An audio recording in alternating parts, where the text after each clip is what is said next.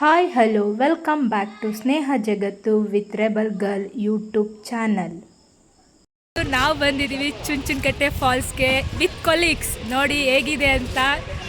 ನೀರು ಸ್ವಲ್ಪ ಕಮ್ಮಿ ಇದೆ ಅಂತ ಅನಿಸ್ತಾ ಇದೆ. ನೋಡಿ ವ್ಯೂ ಮಾತ್ರ ಸೂಪರ್ ಆಗಿದೆ. ನೋಡಿ ನೋಡಿ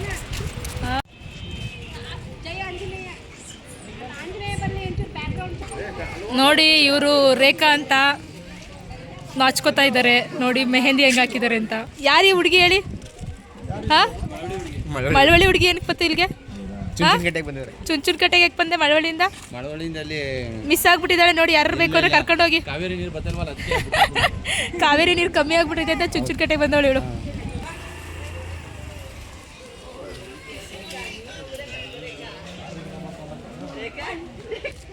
ನೋಡಿ ನೋಡಿ ನೋಡಿ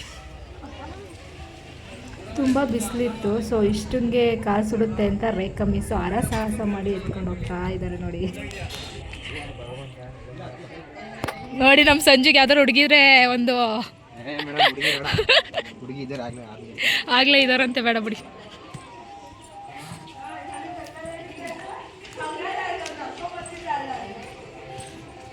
ಫೋನ್ಗಿನ್ ಕಿತ್ಕೊಂಡು ನಾವು ಎಲ್ಲಿಗೆ ಹೋದರೂ ಫ್ಯಾಮಿಲಿ ಜೊತೆ ಹೋಗೋಕ್ಕಿಂತ ಫ್ರೆಂಡ್ಸು ಮತ್ತು ಕೊಲೀಗ್ ಜೊತೆ ಎಲ್ಲರೂ ಹೋದಾಗ ಮಾತ್ರ ಮಸ್ತು ಮಜಾ ಮಾಡ್ತೀವಿ. ಇವತ್ತು ಬಂದಿದ್ದು ನಾವು ಚುಂಚನಕಟ್ಟೆಗೆ. ಇಲ್ಲಿರೋವಂಥದ್ದು ರಾಮದೇವರು, ಶ್ರೀರಾಮನ ದೇವಸ್ಥಾನ. ನೋಡಿ ಇದು ಗರುಡಗಂಬ ದೇವಸ್ಥಾನ ಮಾತ್ರ ತುಂಬ ಚೆನ್ನಾಗಿತ್ತು, ಪೀಸ್ಫುಲ್ಲಾಗಿತ್ತು. ಫಾಲ್ಸು ತುಂಬ ಚೆನ್ನಾಗಿತ್ತು ಮತ್ತು ಫಾಲ್ಸಲ್ಲಿ ಆಟ ಆಡೋಕ್ಕೆ ಬರ್ತಾ ಇರಲಿಲ್ಲ. ಇಲ್ಲಿ ವಿಡಿಯೋಗ್ರಫಿ ಫೋಟೋಗ್ರಫಿ ನಾಟ್ ಅಲೌಡ್ ಇತ್ತು. ಬಟ್ ನಾವು ಇಂಡಿಯನ್ಸ್ ಎಲ್ಲ ರೂಲ್ಸ್ ಎಲ್ಲ ಫಾಲೋ ಮಾಡಲ್ಲ. ಜಸ್ಟ್ ಹೋಗಿ ಅವರು ಗೊತ್ತಿಲ್ಲದಂತೆ ಜಸ್ಟ್ ಒಂದು ಕ್ಲಿಪ್ ತೊಗೊಂಡಿದ್ದು. ಇಲ್ಲಿ ನೋಡಿ ಸುತ್ತಮುತ್ತ ಹೇಗಿದೆ ಅಂತ. ಈ ದೇವಸ್ಥಾನದ ಪ್ರಮುಖ ವಿಶೇಷತೆ ಏನಪ್ಪ ಅಂತಂದರೆ, ನಾವು ಯಾವಾಗಲೂ ರಾಮ ಸೀತೆದು ರಾಮನ ದೇವಸ್ಥಾನ ಅಂತ ನೋಡಿದಾಗ ಲೆಫ್ಟ್ ಸೈಡು ಸೀತೆನ ನೋಡ್ತೀವಿ. ಬಟ್ ಈ ದೇವಸ್ಥಾನದಲ್ಲಿ ರೈಟ್ ಸೈಡ್ ಇದೆ. ಏನಪ್ಪ ಅದ್ರದ್ದು ಹಿಸ್ಟ್ರಿ ಅಂತ ನೋಡೋದಾದರೆ, ರಾಮನು ಸೀತೆಗೂ ಕಾಡಿಗೆ ಬಂದಿದ್ದಾಗ ಇಲ್ಲಿ ಒಬ್ಬ ದಂಪತಿಗಳು ಚುಂಚಿ ಅಂತ ಆ ದಂಪತಿಗಳ ಆಜ್ಞೆ ಮೇರೆಗೆ ಈ ಸ್ಥಳದಲ್ಲಿ ಅವರು ಆಶ್ರಯ ಪಡೆದಿರ್ತಾರೆ. ಆಗ ಸೀತೆ ಸ್ನಾನ ಮಾಡಬೇಕು ಅಂತಂದಾಗ ಇಲ್ಲಿ ಸುತ್ತ ಒಂದು ಹನಿ ಕೂಡ ನೀರಿರಲ್ಲ. ಅಂಥ ಟೈಮಲ್ಲಿ ರಾಮ ಲಕ್ಷ್ಮಣನಿಗೆ ಆಜ್ಞೆ ಮಾಡ್ತಾನೆ ನೀರು ತೋರಿಸು ಅಂತ ಅಂದ್ಬಿಟ್ಟು. ಆಗ ಲಕ್ಷ್ಮಣ ಎರಡು ಬಂಡೆಗಳ ನಡುವೆ ಬಾಣ ಬಿಟ್ಟು ನೀರನ್ನು ಬರೆಸಿ ಸ್ನಾನಕ್ಕೆ ದಾರಿ ಮಾಡ್ತಾನೆ. ಇದೇ ಫಾಲ್ಸ್, ಚುಂಚನಕಟ್ಟೆ ಫಾಲ್ಸ್ ಅಂತ ಹೇಳ್ತಾರೆ. ಈ ಫಾಲ್ಸಲ್ಲಿ ಇದು ಸ್ಟಾರ್ಟ್ ಆಗೋಕ್ಕಿಂತ ಮುಂಚೆ ಲಕ್ಷ್ಮಣ ಕೇಳಬೇಕಾದ್ರೆ ಒಬ್ಬ ಋಷಿ ಸಿಕ್ಕಿರ್ತಾರೆ. ಆ ಋಷಿ ರಾಮನ್ನ ಕೇಳ್ತಾರೆ, ನಿನಗೇನು ಬೇಕು ವರ ಕೇಳು ಅಂದಾಗ ರಾಮ ಕೇಳೋದಂತೆ ನನ್ನ ರೈಟ್ ಸೈಡು ಸೀತೆ ಇರಬೇಕು ಅಂತ ಅಂದ್ಬಿಟ್ಟು. ಅದಕ್ಕೋಸ್ಕರ ಆ ವಿಗ್ರಹ ಸೀತೆದು ರೈಟ್ ಸೈಡ್ ಇರೋದು. ಯಾವುದೇ ಟೆಂಪಲಲ್ಲೂ ರಾಮನ ಪಕ್ಕ ಮೀನ್ಸ್ ಲೆಫ್ಟ್ ಸೈಡಲ್ಲಿ ಸೀತೆ ಇರ್ತಾಳೆ, ಇಲ್ಲಿ ರೈಟ್ ಸೈಡಲ್ಲಿ ಸೀತೆ ಇದ್ದಾಳೆ. ಚುಂಚನಕಟ್ಟೆ ಎಲ್ಲಿರೋದು ಅಂತಂದರೆ ಮೈಸೂರು ಡಿಸ್ಟಿಕ್ಕಲ್ಲಿ. ಆ್ಯಂಡ್ ಕೆ ಆರ್ ನಗರ ಅಥವಾ ಕೆ ಆರ್ ಪಟ್ಟಣದಿಂದ 14 ಕಿಲೋಮೀಟರ್ ಡಿಸ್ಟೆನ್ಸಲ್ಲಿದೆ. ಚುಂಚನಕಟ್ಟೆಗೆ ಬರಬೇಕು ಅಂದರೆ ಮೈಸೂರಿಗೆ ಬಂದು ಕೆ ಆರ್ ನಗರಕ್ಕೆ ಬಂದು ಬರಬಹುದು. ನೋಡಿ ಫಾಲ್ಸು, ಇದು ಕಾವೇರಿ ನದಿ ಹರಿತಾ ಇರೋದು ಇಲ್ಲಿ. ನಾವು ಹೋದ ಟೈಮಲ್ಲಿ ನೀರು ಸ್ವಲ್ಪ ಕಮ್ಮಿ ಇತ್ತು, ಸ್ವಲ್ಪ ಅಂದರೆ ತೀರಾ ಕಮ್ಮಿ ಇತ್ತು. ಫಾಲ್ಸಲ್ಲಿ ಆಟ ಆಡೋಕ್ಕಂತೂ ಅಲೋ ಇರಲಿಲ್ಲ. ಜಸ್ಟ್ ನೋಡ್ಬೋದಿತ್ತು, ನೋಡಿ ಮಾತ್ರ ಎಂಜಾಯ್ ಮಾಡ್ಬೋದಿತ್ತು. ಎನ್ವೈರ್ನಮೆಂಟ್ ಮಾತ್ರ ತುಂಬ ಚೆನ್ನಾಗಿತ್ತು. ನೋಡಿ ಎಂಜಾಯ್ ಮಾಡ್ಬೋದು. ಒನ್ ಡೇ ಟ್ರಿಪ್ಪಿಗೆ ಮಾತ್ರ ಒಂದು ಬೆಸ್ಟ್ ಪ್ಲೇಸ್ ಚುಂಚನಕಟ್ಟೆ.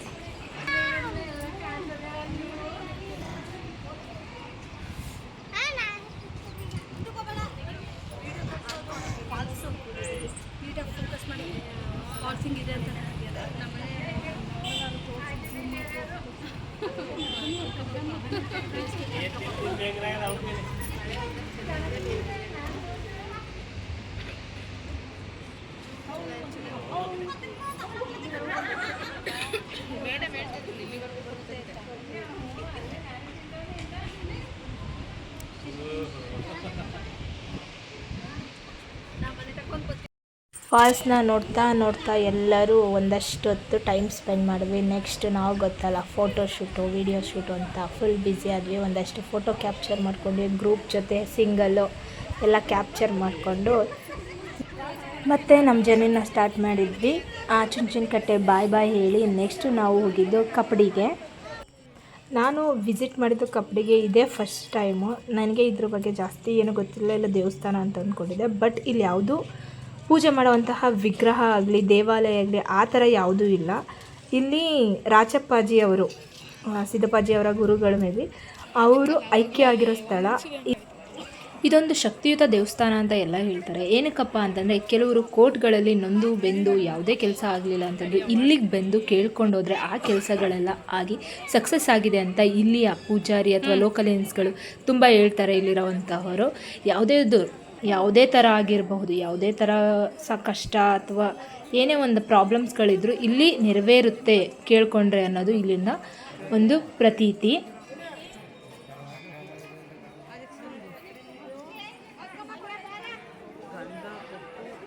ವಿಡಿಯೋ ಮಾಡ್ತಾರೆ ನೀವು ಬಿಡು ನೋಡಿ ಫ್ರೆಂಡ್ಸ್ ನಾವೆಲ್ಲ ಬಂದಿವಿ ಕಬಡ್ಡಿಗೆ. ನಮ್ಮ ಜೊತೆ ಇದ್ದಾರೆ ಇಲ್ಲೊಂದು ನೋಡಿ ಇದೆಲ್ಲ ನಮ್ಮ ಚೋಟಾ ಗ್ಯಾಂಗ್. ಇಲ್ಲಿ ನೋಡಿ ಇಲ್ಲಿ ಇವರಿಬ್ರು ನಡ್ಕೊಂಡು ಹೋಗ್ತಾ ಇದ್ದಾರೆ. ಇವರು ರೇಖಾ, ಇಲ್ಲಿ ರೇಖಾ, ಇವರು ರಮ್ಯಾ ಮ್ಯಾಮ್. ಒಂಚೂರು ಫೇಸ್ ತೋರಿಸಿರೋ ಮ್ಯಾಮ್, ಸೇ ಹಾಯ್. ಅವ್ರ ಮಗಳು ಇಷ್ಟ, ಇಲ್ಲಿ ಇಷ್ಟ ಸೇ ಹಾಯ್ ಹಾಯ್ ಮಾಡು. ಇಷ್ಟ ನಾಚ್ಕೋತಾವಳೆ. ಹುಷಾರು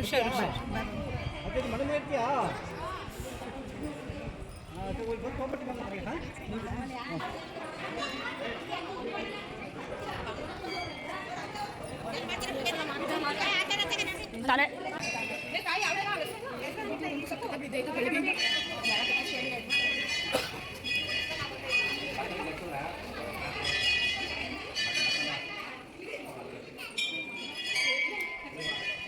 ಆಫೀಸ್ ಇದು.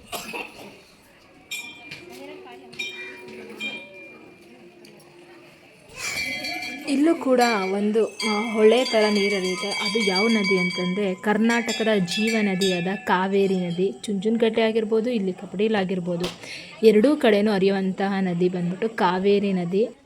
ಇಲ್ಲೂ ಅಷ್ಟೇ ವ್ಯೂ ತುಂಬ ಚೆನ್ನಾಗಿದೆ. ನೋಡಿ, ನೀವು ಕೂಡ ನೋಡ್ತಾ ಇದ್ದೀರಾ ಎಷ್ಟು ಚೆನ್ನಾಗಿ ನದಿ ಹರಿತಾ ಇದೆ. ಸುತ್ತಮುತ್ತ ಗ್ರೀನರಿ ಇದೆ ರಾಚಪ್ಪಾಜಿಯವರ ಗದ್ದಿಗೆ, ಮೀನ್ಸ್ ಅವರ ಐಕ್ಯ ಆಗಿರುವಂತಹ ಸ್ಥಳ. ಇಲ್ಲಿ ಯಾವುದೋ ದೇವಸ್ಥಾನ ಅಂತ ಮೀನ್ಸ್ ವಿಗ್ರಹ ಆ ಥರದ್ದು ಏನೂ ಇಲ್ಲ ನೋಡಿ, ಜಸ್ಟು ಬಟ್ ಇದಕ್ಕೆ ಪೂಜೆ ಮಾಡಿ ಐಕ್ಯ ಆಗಿರೋ ಸ್ಥಳಕ್ಕೆ ಮಂಗಳಾರತಿ ತೀರ್ಥ ಎಲ್ಲ ಕೊಡ್ತಾರೆ. ಒಂದು ಥಿಂಗ್ ಏನಪ್ಪ ಇಲ್ಲಿ ನನಗೆ ಇಷ್ಟ ಆಗಲಿಲ್ಲ ಅಂತಂದರೆ, ನಾವು ಹೋಗೋವಂಥವ್ರು ಪ್ಲೇಸ್ಗೆ ನೋಡೋಕ್ಕೆ ಹೋಗೋವಂಥವ್ರು ಪ್ಲಾಸ್ಟಿಕ್ ಬಾಟಲ್ಸ್ ಈ ಥರನೆಲ್ಲ ಕ್ಯಾರಿ ಮಾಡಿದ್ರೆ ಎಲ್ಲರೂ ಒಂದು ಡಸ್ಟ್ಬಿನ್ನಲ್ಲಿ ಥ್ರೋ ಮಾಡಬೇಕು. ಬಟ್ ಏನು ಮಾಡ್ತಾಯಿದ್ದೀವಿ, ಫಾಲ್ಸ್ಗೆ ಹಾಕೋವಂಥದ್ದು, ಎಲ್ಲರೂ ಹಾಕೋವಂಥದ್ದು, ಅದೊಂದು ನಾಟ್ಸ್ ಲುಕ್ ಗುಡ್ ಅಂತ ಹೇಳ್ತೀವಲ್ಲ, ಆ ಥರ ಅನ್ನಿಸ್ತಾ ಇತ್ತು.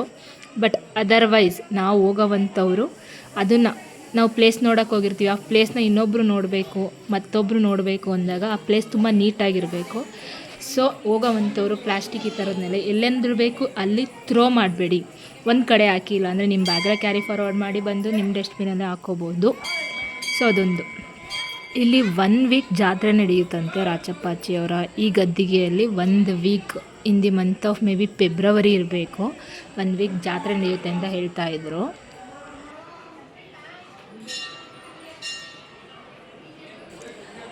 ಇಲ್ಲಿ ಅನ್ನ ಸಂತರ್ಪಣೆ ಕೂಡ ಇತ್ತು, ಬಟ್ ನಾವು ಆಲ್ರೆಡಿ ಊಟ ಮಾಡಿದ ಕಾರಣ ನಾವು ಹೋಗಿರಲಿಲ್ಲ. ಆ್ಯಂಡ್ ಪ್ರಸಾದ ಆ್ಯಸ್ ಯೂಶ್ವಲ್ ಲಾಡು ಪ್ರಸಾದ ಇತ್ತು, ಪ್ರಸಾದ ತೊಗೊಳ್ಳೋರು ಪ್ರಸಾದ ತೊಗೊಂಡ್ವಿ. Afterwards next again start photoshoot ಸ್ವಲ್ಪ ಎಲ್ಲ ಗ್ರೂಪ್ ಫೋಟೋಗಳನ್ನ ತಗೊಂಡು ನೆಕ್ಸ್ಟು ನಾವು ನಮ್ಮ ಸ್ಕೂಲ್ ಕಡೆ ಮೀನ್ಸ್ ಮನೆ ಕಡೆ ಮುಖ ಮಾಡಿದ್ವಿ. Hi hello welcome back to Sneha Jagattu with rebel girl YouTube channel. ಇವತ್ತು ನಾನು ಬಂದಿದ್ದೀನಿ ಒಂದು ರೆಸಿಪಿ ಜೊತೆ. ಏನಪ್ಪ ರೆಸಿಪಿ ಇದು ಅಂತಂದರೆ ಚಿಕನ್ ಕೈಮಾ ಅಥವಾ ಕೀಮಾ. ಹೇಗೆ ಮಾಡೋದು ಅಂತ ನೋಡೋಣ ಬನ್ನಿ. ಅದಕ್ಕೆ ಫಸ್ಟು ಮಿಕ್ಸಿ ಮಾಡ್ಕೋಬೇಕು. ಏನೇನು ಮಿಕ್ಸಿ ಮಾಡ್ಕೋಬೇಕು ಅಂದರೆ, ಫಸ್ಟು ಕಾಯಿ ತುರಿ, ಕಾಯಿನ ಇಲ್ಲಿ ಸಣ್ಣ ಸಣ್ಣಕ್ಕೆ ನಾವು ಮೈಲಿ ಕೇಳ್ತಾಯಿದ್ರಿ ಯಾವ ಕಾಯಿ ಎತ್ಕೊಂಡೆ ಅಂತ ಅಂದ್ಬಿಟ್ಟು. ಮತ್ತು ತಳೇಶ್ವರ ದೇವಸ್ಥಾನಕ್ಕೆ ಹೋಗಿದ್ರು ಹಿಂದಿನ ದಿನ. ಸೊ ಅದು ವೆಜ್ ದೇವರಲ್ವಾ, ಇಲ್ಲಿ ನಾನ್ ವೆಜ್ಗೆ ಯೂಸ್ ಮಾಡಬಾರ್ದು, ಅದಕ್ಕೋಸ್ಕರ ಕೇಳ್ತಿದ್ರು. ನೆಕ್ಸ್ಟು ಅದೇ ಕಾಯಿಗೆ ಈರುಳ್ಳಿ, 1 ಹಿಡಿಯಷ್ಟು ಈರುಳ್ಳಿ, 2 ಚಕ್ಕೆ, 4 ಲವಂಗ, ಕೊತ್ತಂಬರಿ ಸೊಪ್ಪು, ಪುದೀನ ಸೊಪ್ಪು, 2 ಟೊಮೆಟೊ, ಇದಿಷ್ಟನ್ನು ಗ್ರೈಂಡ್ ಮಾಡ್ಕೋಬೇಕು. ಗ್ರೈಂಡ್ ಮಾಡ್ಕೊಂಡಾದ್ಮೇಲೆ ಒಗ್ಗರಣೆಗೆ ಒಂದು ಪಾತ್ರೆ ಇಟ್ಕೋಬೇಕು. ನಾವು ಚಿಕನಿಗೆ ಅಂತಲೇ ಒಂದು ಪಾತ್ರೆ ಇಟ್ಬಿಡಿ ಸಪ್ರೇಟು, ಬೇರೆದ್ರ ಚಿಕನ್ ಮಾಡಲ್ಲ. ಈಗ ಒಗ್ಗರಣೆಗೆ ಹಾಕಿದ್ದೀನಿ ಎಣ್ಣೆ, ಕರ್ಬೇವಿನ ಸೊಪ್ಪು. ಒಗ್ಗರಣೆ ಹಾಕ್ಬೇಕಾದ್ರೆ ಆ ಚಟಪಟ ಸೌಂಡ್ ಕೇಳೋದೇ ಒಂಥರ ಖುಷಿ. ಜೊತೆಗೆ ನೆಕ್ಸ್ಟು ಈರುಳ್ಳಿ ಹಾಕ್ಕೊಳ್ಳಿ. ಈರುಳ್ಳಿ ಆದಮೇಲೆ ಶುಂಠಿ ಬೆಳ್ಳುಳ್ಳಿ ಪೇಸ್ಟ್ ಹಾಕ್ಕೊಳ್ಳಿ. ಆನಿಯನ್ನು ಲೈಟಾಗಿ ಕಲರು ಟ್ರಾನ್ಸ್ಲೂಸೆಂಟ್ ಆಗೋ ಥರ ಒಂಚೂರು ಫ್ರೈ ಮಾಡಿ, ಅದ್ರ ಜೊತೆಗೆ ಒಂದು ಸ್ವಲ್ಪ ಅರಿಶಿನ ಹಾಕ್ಕೊಂಡು ನೀಟಾಗಿ ಫ್ರೈ ಮಾಡಿ. ಏನಕ್ಕೆ ಅರಿಶಿನ ಅಂತಂದರೆ ಸ್ವಲ್ಪ ಆನಿಯನ್ ಬೇಗ ಟ್ರಾನ್ಸ್ಲೂಸೆಂಟ್ ಆಗುತ್ತೆ ಕಲರು ಅನ್ನೋ ವಿಷಯಕ್ಕೆ ಅರಿಶಿನ ಯೂಸ್ ಮಾಡಬೇಕು. ಈಗ ನಮ್ಮಮ್ಮ ಶುಂಠಿ ಬೆಳ್ಳುಳ್ಳಿ ಪೇಸ್ಟ್ ಹಾಕಿದ್ದಾರೆ. ನಾನು ಮೊದಲೇ ಹೇಳ್ಬಿಟ್ಟೆ ಶುಂಠಿ ಬೆಳ್ಳುಳ್ಳಿ ಪೇಸ್ಟ್ ಹಾಕಿ ಅಂತ.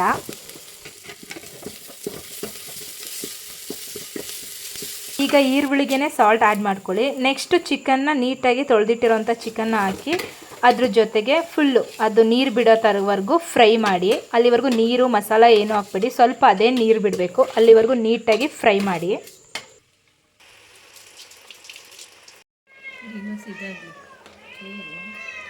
ನೆಕ್ಸ್ಟು ಅದಕ್ಕೆ ಖಾರದ ಪುಡಿ ಆ್ಯಡ್ ಮಾಡ್ಕೊಳ್ಳಿ. ನಿಮ್ಮ ಮನೇಲಿ ಏನು ಖಾರದ ಪುಡಿ ಮಾಡಿರ್ತೀರ ಅದನ್ನೇ ಹಾಕಿ.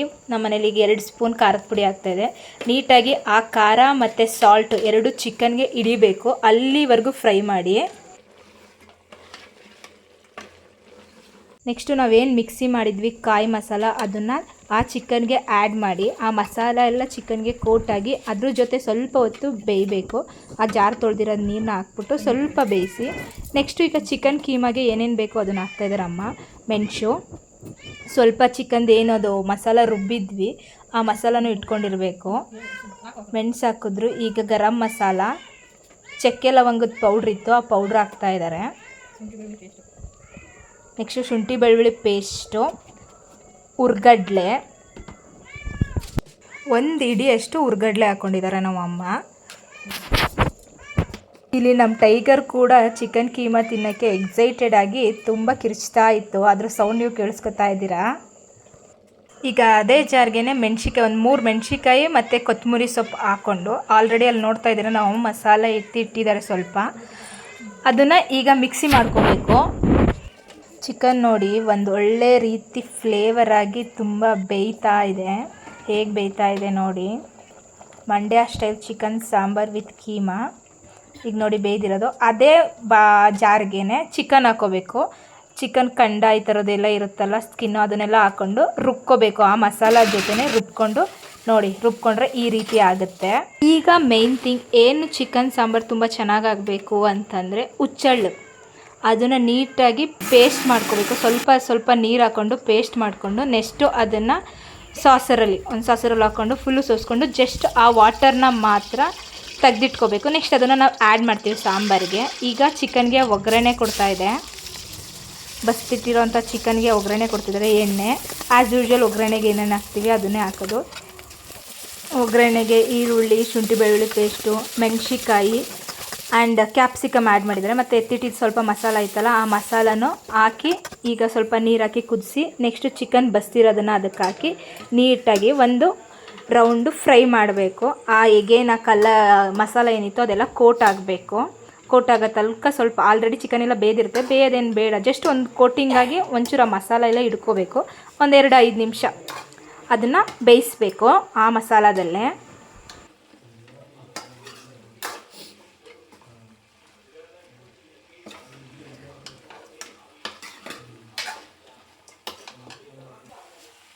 ಆದಮೇಲೆ ನಾವೇನು ಹುಚ್ಚಳ್ದು ನೀರನ್ನ ಸೋಸ್ಕೊಂಡಿದ್ವಿ ಆ ನೀರನ್ನ ಸಾಂಬಾರ್ಗೆ ಆ್ಯಡ್ ಮಾಡ್ತಾಯಿದ್ದೆ. ಆ್ಯಡ್ ಮಾಡಾದ್ಮೇಲೆ ಅದು 1-2 ಕುದಿ ಬರೋ ತನಕ ನಾವು ಕೂಡ ವೆಯ್ಟ್ ಮಾಡಬೇಕು. ಆಮೇಲಿಂದ ನಾವೇನು ಮಿಕ್ಸಿ ಮಾಡ್ಕೊಂಡಿದ್ವಿ ಚಿಕನ್ದು ಕೀಮಾದು, ಅದನ್ನು ಎಷ್ಟೆಷ್ಟು ದಪ್ಪ ಬೇಕು ನಿಮಗೆ ಉಂಡೆ, ಆ ಥರ ಉಂಡೆ ಮಾಡಿಕೊಂಡು ಅದನ್ನು ಜಸ್ಟ್ ಸಾಂಬಾರೊಳಗೆ ಹಾಕಿ 5 ನಿಮಿಷ ಬೇಯಿಸಬೇಕು. ಅದ್ರ ಮಧ್ಯೆ ನಮ್ಮಮ್ಮ ಈಗ ಚಿಕನ್ಗೆ ಕೊತ್ತಂಬರಿ ಸೊಪ್ಪು ಹಾಕ್ತಾ ಇದ್ದಾರೆ. ಕೊತ್ತಂಬರಿ ಸೊಪ್ಪು ಹಾಕಿ ಒಂದು ರೌಂಡ್ ಮಿಕ್ಸ್ ಮಾಡೋದಷ್ಟೇ. ಈಗ ನೋಡಿ ಚಿಕನ್ ಕೀಮಾನ ಬಿಡ್ತಾ ಇದ್ದಾರೆ. ನಿಧಾನಕ್ಕೆ ಬಿಡಿ, ಕೈಗೆಲ್ಲ ಆರಿಸ್ಕೊಬಿಡಿ, ತುಂಬ ಬಿಸಿ ಇರುತ್ತಲ್ಲ. ಒಂದೊಂದಾಗಿ ಬಿಟ್ಟು 10 ನಿಮಿಷನೂ ಬೇಡ ಅನ್ಕೋತೀನಿ, 5 ನಿಮಿಷ ಬೇಯಿದ್ರೆ ನಿಮಗೆ ಚಿಕನ್ ಕೀಮಾ ರೆಡಿ ಟು ಈಟ್.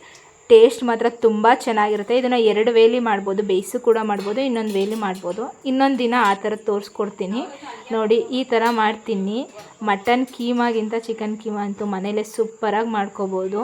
ನಮ್ಮ ಮನೇಲಂತೂ ಎಲ್ಲರ ಫೇವ್ರೇಟು ಚಿಕನ್ಗಿಂತ ಚಿಕನ್ ಕೀಮಾ ಅಂತಂದರೆ ತುಂಬ ಇಷ್ಟ. ನೋಡಿ ಹೇಗಾಗಿದೆ ಅಂತ. ನೋಡಿ ನಾಟಿ style chicken sambar with chicken keema ready to eat. ಹೇಗಿತ್ತು ಕಮೆಂಟ್ ಮಾಡಿ, ಮತ್ತು ನೀವು ನಿಮ್ಮ ಮನೇಲಿ ಟ್ರೈ ಮಾಡಿ ಹೇಗೆ ಅನ್ನಿಸ್ತು ಅಂತ ಹೇಳಿ. Thank you for watching my video.